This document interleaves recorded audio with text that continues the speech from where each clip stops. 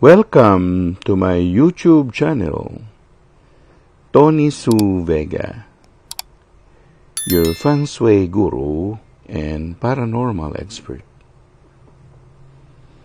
Today is Monday, the 25th of September, 2023, Day of the Dog.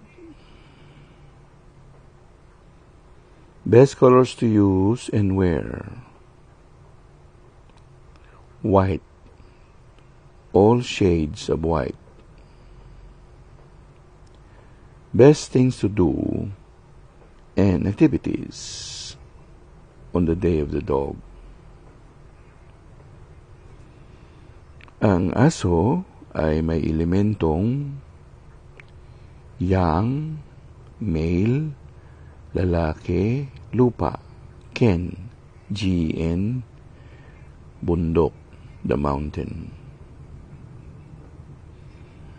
Sa mga dapat gawin sa araw ng aso ay ang pagpunta sa mga matataas na lugar, pagpunta sa kabundukan, paggamit ng harness upang umakyat ng isang lugar na mas mataas,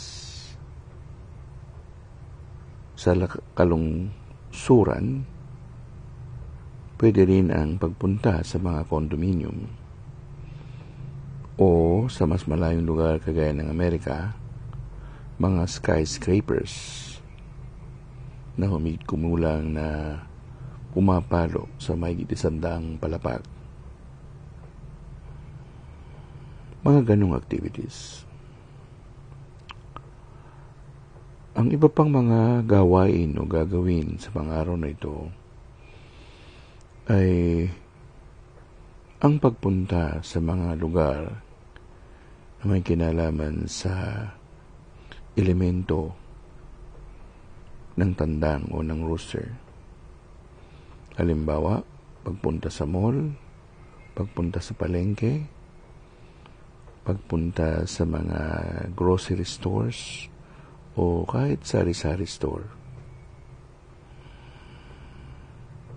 At ang paggawa nito ay kasundo o kaayon sa enerhiya na ibinibigay ng aso.